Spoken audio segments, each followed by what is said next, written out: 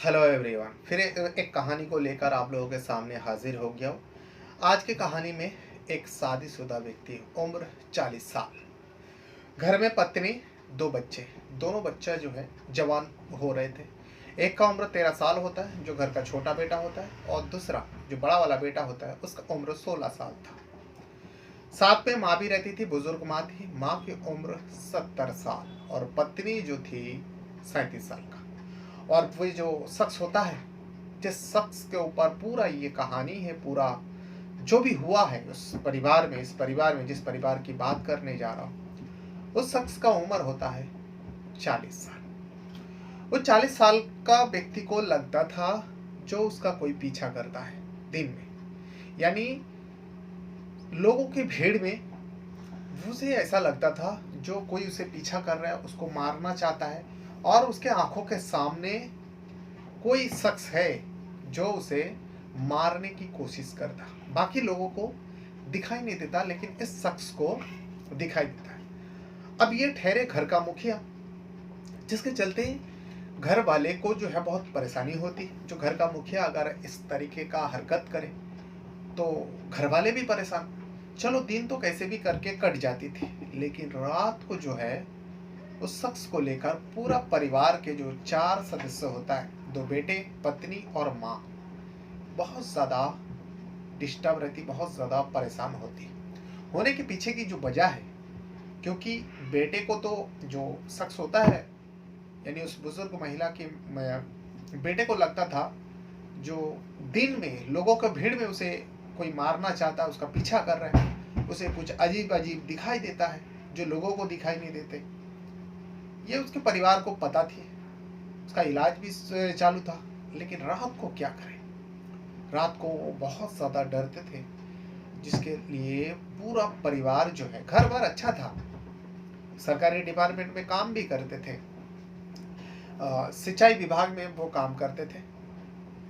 तो रात जैसे ही होते पूरा परिवार जो है एक ही कमरे में, आप सोचिए एक 40 साल का शख्स होता है, वो अपने पत्नी के साथ अलग कमरे में होनी चाहिए देखा जाए तो, लेकिन इस शख्स की जो बीमारी थी, जो भी उसे ख्याल आता था, जो भी उसके हरकतें थी, उस हरकतों के वजह से पूरा परिवार, 16 साल का बेटा, 13 साल का बेटा, पत्नी 40 साल की, और बुजुर्ग माँ 70 साल की जो थी, इन सारे लोग जो है एक ही कमरे में सोने पर मजबूर होता है, ताकि उस बेटे को डर ना लगे, उसकी हिम्मत बढ़े।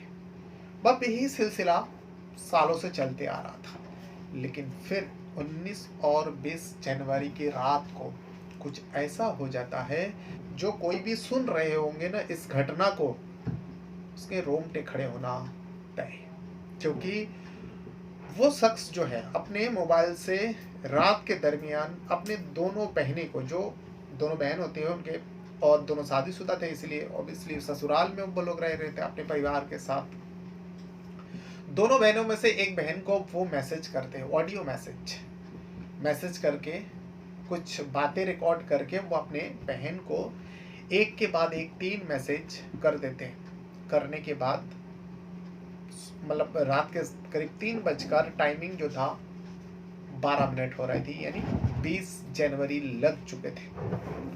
वो मैसेज सेंड करता है। सुबह सुबह बहन जब अपना मोबाइल, अभी का दौर है हर कोई सिर के पास या ड्रेसिंग टेबल पे मोबाइल रखते हैं, और सुबह जो जैसे ही होती है सबसे पहले जो है मोबाइल पे हाथ लगाते देखते हैं। वैसे ही वो बहन जो है जैसे ही आँख खुली, मोबाइल पर हाथ लगाया तो देखा कि अपने भाई के नंबर से, क्योंकि एक लौता भाई होता है, भाई के नंबर से व्हाट्सएप में एक नहीं, दो नहीं, बल्कि 3 ऑडियो मैसेज आई हुई है। अब जो सबसे आखिर में ऑडियो मैसेज थी वो सबसे पहले प्ले होगी, क्योंकि आप किसी को भी मैसेज करो तो जो सबसे पहले करोगे फिर उसको ऊपर होते जाएगा। तो सबसे नीचे जो मैसेज थी, बहन ने उसको प्ले किया। बहन जैसे ही उस ऑडियो को प्ले करती है, बहन के तो होश उड़ जाता है। उन्हें कुछ समझ में नहीं आ रहा है, जो कुछ भी वो सुन रहे थे उन्हें लग रहा था शायद ये गलत हो, लेकिन ये गलत नहीं था। जो कुछ भी उस ऑडियो मैसेज में था उसका वेरीफाई बस कुछ ही सेकंड में हो जाती है, क्योंकि उसी गांव में जहाँ पर भाई रहते थे अपने पूरा परिवार के साथ, उसी गांव में उसकी दूसरी बहन भी रहा करती थी। बहन ने इस मैसेज को सुनने के बाद फौरन अपने बहन से कांटेक्ट किया और अपने माँ, अपने भाभी, भैया और भतीजे के बारे में बताया। जो उस घर में जाओ, जाकर देखो तो आखिर क्या बात है। वो बहन जो है अपने बच्चों को उठाते, अपने पति को उठाती है। उठाने के बाद कहते हैं जो जाओ अपने मामा के घर में जाओ और घर का हालत देखो, घर का पोजीशन देखो। सारे लोग दौड़ते हुए आते, क्योंकि घर से बस महज कुछ ही दूरी में बहन का घर थी, और इस वजह से दौड़ते हुए आते हैं। आकर बेलडोर बजाया जाता है। जब सुबह सुबह इतने सारे लोग आकर बेलडोर बजाते हैं तो आसपास वाले भी हैरान हो जाते, जो आखिर हुआ क्या है। सारे लोग धीरे धीरे उस कमरे के बाहर जमा हो जाते हैं, लेकिन अंदर से कड़ी बंद थी, दरवाजा नहीं खोला जा रहा था। और उस घर में जितने भी मोबाइल थे, सारे मोबाइल पर एक के बाद एक कई सारे लोगों ने, जिन जिन के पास नंबर थी, सारे लोगों ने कॉल लगाया। क्योंकि सारे कॉल जो है किसी का भी फोन नहीं लग रहा था, अनरीचेबल बता रहा था, स्विच ऑफ बता रहे थे ये सारे मोबाइल। अब जो कुछ भी बहन सुनी थी, बहन को लगने लगा कहीं वाकई ये सच तो नहीं है। एक भांजा पीछे की ओर से, जहां पर किचन होता है, उस किचन का एक छोटा सा खिड़की भी होती है। उस खिड़की में सिर्फ मिरर लगा हुआ था, यानी कांच लगी हुई थी। कांच को हटाने के बाद किसी तरीके से वो अंदर प्रवेश करता है। प्रवेश करने के बाद अपने आंखों के सामने जो कुछ भी देखते हैं, उसके तो चीखे निकल आते हैं। फौरन सनसनी फैल जाती है। दरवाजा अंदर से खोला जाता है और जितने भी लोग दरवाजे पर दस्तक दिए हुए थे, सारे लोग अंदर के मंजर को देख के रूह कांप उठती है, थर थर कांपने लगते हैं। कुछ लोग तो वहीं पर, खास करके दोनों बहन कस खाकर गिर पड़ती है, क्योंकि उस घर में एक नहीं, दो नहीं, 5 लाशें पड़ी हुई थी और पूरा कमरा जो है खून से सना हुआ। और एक नहीं, दो नहीं, 3 पिस्टल उस कमरे के अंदर पड़ी हुई थी। फौरन उस जगह में एकदम हड़कंप मच जाती है। पूरा उस गांव, पूरा इलाका और धीरे धीरे पूरा डिस्ट्रिक्ट, पूरा प्रदेश में ये खबर फैल जाती है। पुलिस स्टेशन से पुलिस आती है, कई सारे टीमें आती है, बड़े बड़े अधिकारी आती है, और उसके बाद तफ्तीश होती है। तफ्तीश में जो कुछ भी सामने आते हैं ना, आप सुनेंगे तो आपका भी रोंगटे खड़े होना तय है, और आप भी सोचने पर मजबूर हो जाओगे। जो इसमें किसी का भी गलती नहीं थी, लेकिन फिर भी 5 लोगों की मर्डर हो जाती है। तो आज इसी कहानी को सुनाने जा रहा हूँ। कहानी है उत्तर प्रदेश का सहारनपुर डिस्ट्रिक्ट का, और इसी सहारनपुर डिस्ट्रिक्ट में इसी सहारनपुर डिस्ट्रिक्ट के अंदर एक पुलिस थाना लगता है, सरसबा पुलिस थाने। सरसबा पुलिस थाने में एक कॉलोनी लगती है, जिस कॉलोनी का नाम होता है कौशिक बिहार कॉलोनी। और इसी कौशिक बिहार कॉलोनी में बहुत सारे परिवार रहा करते हैं, और उनमें से ही एक परिवार है अशोक राठी का परिवार। अशोक राठी उस घर का मुखिया होते। अशोक राठी के अलावा अशोक के माँ, बुजुर्ग माँ, जिनका नाम होता है विद्यावती, उम्र 70 साल। उसके बाद जो खुद अशोक राठी होता है 40 साल का होता है। अशोक के पत्नी संजीता राठी 37 साल का होते हैं। अशोक का बड़ा बेटा कार्तिक 16 साल का होते हैं, और अशोक का छोटा बेटा जिसका उम्र 13 साल होता है। यानी टोटल 5 लोगों का परिवार उस सहारनपुर में अशोक कौशिक बिहार कॉलोनी में रहा करते थे। अशोक राठी के 2 बहन भी थे, लेकिन दोनों बहनों की जो है शादी हो चुकी थी, और बहुत पहले हो चुकी थी। वो अपने अपने ससुराल में रहते थे, सब कुछ ठीक ठाक था। अशोक सच्चाई विभाग में अमीन के पद पर तैनात थे, जो उनके पिता का नौकरी था। पिता के गुजर जाने के बाद नौकरी रहते हुए पिता का मौत हो गए थे, और वो नौकरी जो है बेटे अशोक राठी को मिल चुकी थी, और अशोक राठी उसी काम को करते थे। परिवार में कोई चीज़ की तकलीफ नहीं, कोई चीज़ की प्रॉब्लम नहीं थी, सब कुछ ठीक ठाक चलता था। लेकिन फिर 19 और 20 जनवरी की रात को मतलब ये 20 जनवरी लग चुकी थी।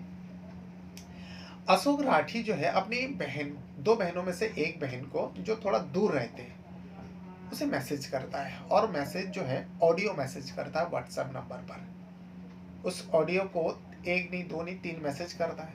बहन जो है सुबह, यानी ये दिन थी सोमवार और मंगलवार की रात के दरमियान हो रही थी। मंगलवार सुबह बहन उठती है, आँख खुलती है तो मोबाइल चेक करती हो तो देखता है कि भाई के नंबर से, तो भाई के नंबर ऑब्वियसली बहन के पास सेव होगी, तो भाई के नंबर से 3 ऑडियो मैसेज व्हाट्सएप में आई हुई है। उस व्हाट्सएप को वो खोलती है, और खोलने के बाद भाई के सबसे पहले जो जो आखिर में मैसेज किया गया वो नीचे होते, उसको प्ले करती है। उसमें अशोक राठी कह रहे थे, क्योंकि वो ऑडियो जो है उसके अशोक राठी का ही होते, उसमें कह रहे थे जो बहन मुझसे बहुत बड़ा गलती हो गई, और मैं भी अब इस दुनिया से हमेशा हमेशा के लिए अलविदा करने जा रहा हूँ, मुझे माफ़ कर देना, क्योंकि मैं माँ, तेरी भाभी और तेरे दोनों भतीजे यानी मेरे दोनों बेटे को मार चुका हूँ, और मैं भी मरने जा रहा हूँ। ये जो आखिर में ऑडियो थी उस ऑडियो में बताया। दूसरा और पहला वाला ऑडियो बहन नहीं सुनती। बहन इतना सुन के जो है, बहन के तो पैर तले जमीन खिसक जाती है। बहन फौरन अपनी दूसरी बहन जो उसी कौशिक बिहार कॉलोनी में ही अपने भैया के घर से थोड़ी दूर में रहा करते थे, अपनी दूसरी बहन से कांटेक्ट करती है और इस पूरे मैसेज के बारे में बताती है। दूसरी बहन सुनने के बाद फौरन अपने बच्चे को जगाती है, अपने पति को जगाती है और कहती है तुम लोग तुरंत उस घर पर जाओ, तुम्हारे मामा के घर में जाओ और जाकर देखो घर का हाल क्या है। इतने में सारे लोग दौड़ के, सुबह के वक्त, सर्दी का मौसम, सुबह के वक्त सारे दौड़ के आते हैं।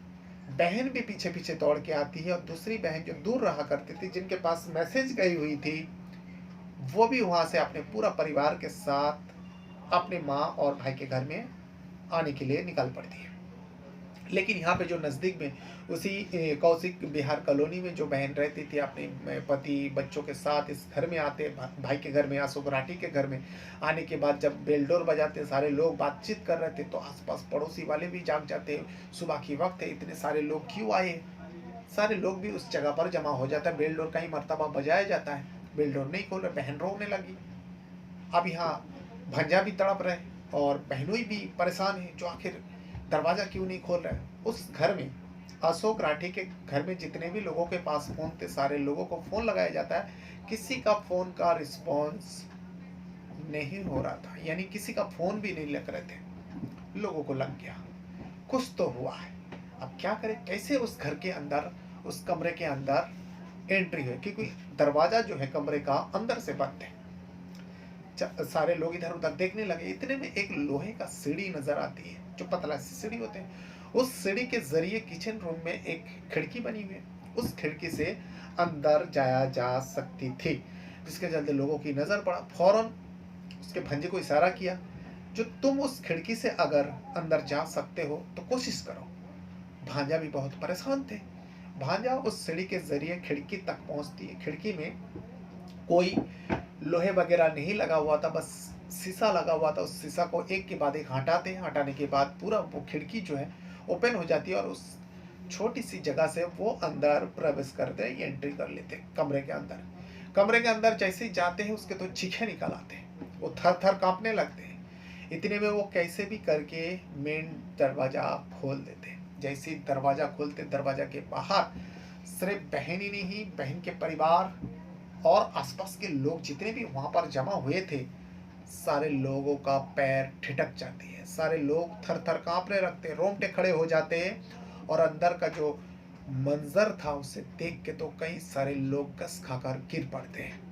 वहां पर फौरन अफरा तफरी मच जाते हैं, क्योंकि उस कमरे में उस पूरा परिवार का 5 लोगों का बॉडी पड़ी हुई थी।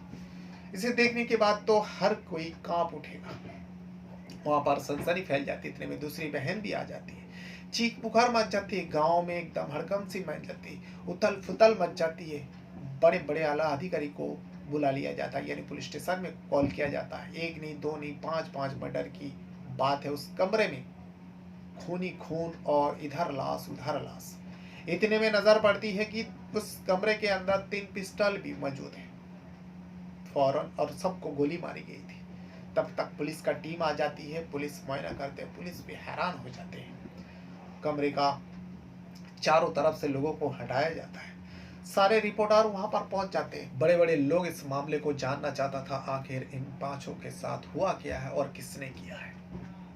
बॉडी को उठाया जाता है, यानी मॉर्चरी भेज दिया जाता है पोस्टमार्टम के लिए, और उस कमरे को सील किया जाता है। और कई सारे team, crime team, forensic team, FSL team, सारे वहां पर डॉग स्क्वाड जांच पड़ताल करने लगते हैं। 3 पिस्टल मिलती है और किचन रूम में एक खाली जो है रेपार मिलती है, जो गोली की होती है। वो गोली जो है नींद की दवा की गोली थी। ये सारे से सबूत मिलती है। उसके बाद दोनों बहनों का, और सिर्फ बहनों का नहीं, बहनोई का भी और भांजे लोगों का, जो भी रिलेशन में थे अशोक राठी के, सारे लोगों का बुरा हाल था। आसपास वाले से पूछा जाता है। आसपास वाले से जब पूछे जाते हैं तब उन लोगों से थोड़ा बहुत अशोक राठी के परिवार और अशोक राठी के बारे में थोड़ा बहुत जानकारी मिलती है। लेकिन फिर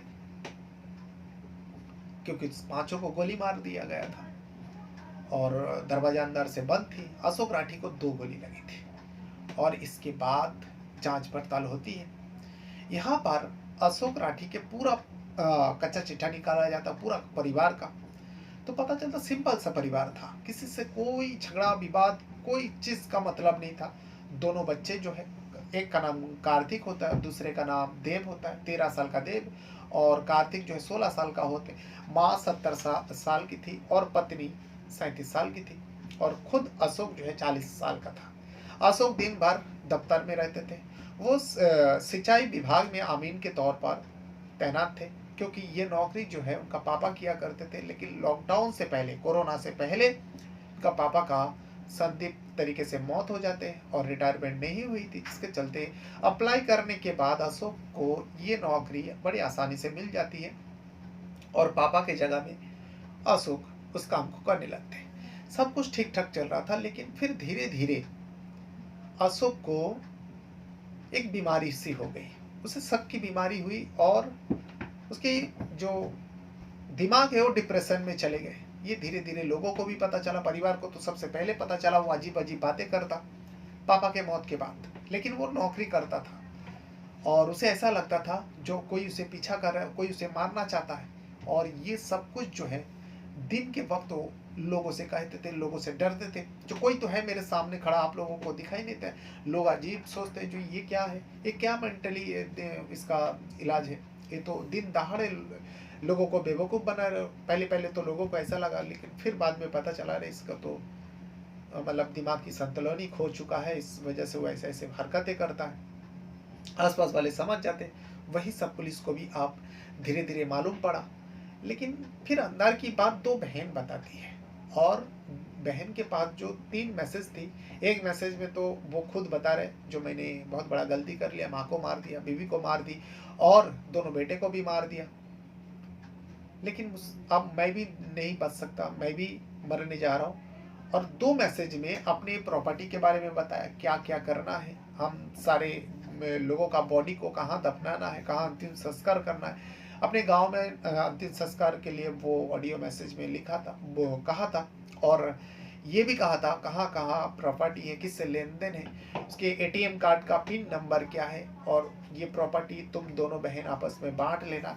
ये सारी चीज़ जो है वो ऑडियो मैसेज में किया था। एक के बाद एक 3 मैसेज करने के बाद वो खुद को गोली मार ली थी, 2 गोली मारी थी, क्योंकि कमरा अंदर से बंद। अब जो रैपर मिला था गोली की, वो गोली जब जांच किया पुलिस वाले ने तो पता चला वो नींद की गोली थी। और ये नींद की गोली जो है उसमें 2 बची हुई थी, बाकी के गोली जो है वो जो घर के अंदर टंकी होता है, पीने का पानी रहती है, उस टंकी में डाल दिया गया था। और वो पूरा पानी जो है नींद की गोली में मिल जाने की वजह से घर के लोगों ने सारे पानी पिया और बेहोशी की हालत में चला गया, क्योंकि अशोक को उस दिन सारे लोगों को मारना था।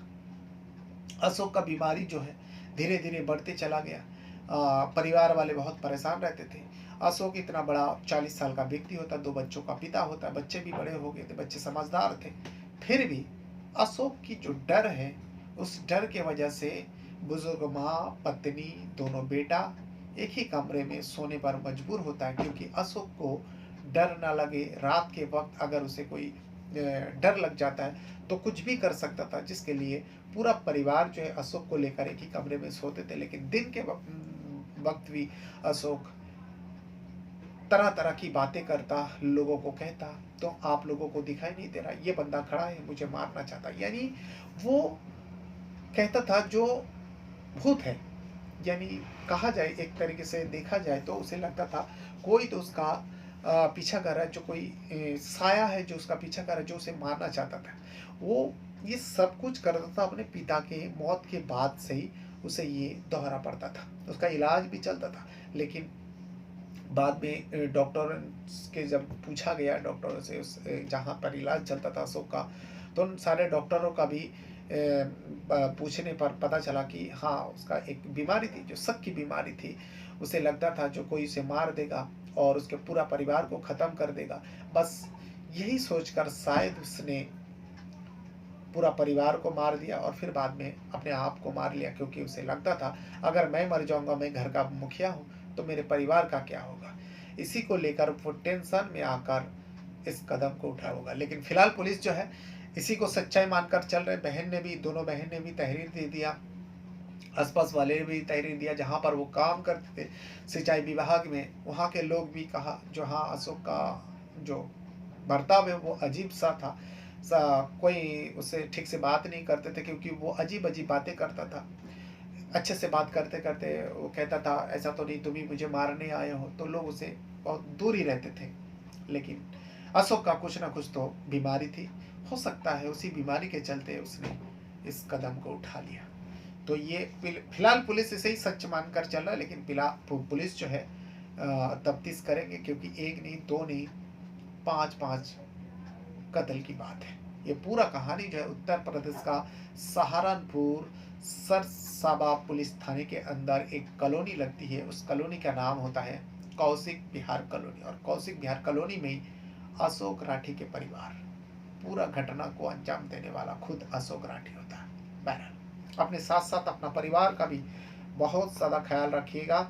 और इस कहानी के बारे में, इस क्राइम घटना के बारे में अगर आपको कुछ कहना रहेगा तो कमेंट बॉक्स में अपना राय ज़रूर दीजिएगा। और हाँ, इस वीडियो को आप अगर मेरा फेसबुक पे स्टोरी बाय रहमान पर देख रहे हो तो पेज को फॉलो ज़रूर कर लीजिएगा, और या फिर इस वीडियो को आप मेरा channel, YouTube channel crime ideas पर देख रहे हो तो चैनल को सब्सक्राइब ज़रूर कीजिएगा। और अगर आपने चैनल को सब्सक्राइब करके रखा है तो आप लोगों का धन्यवाद करता हूँ।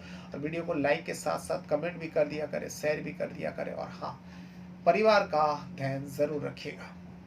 धन्यवाद करता हूँ। Thank you very much.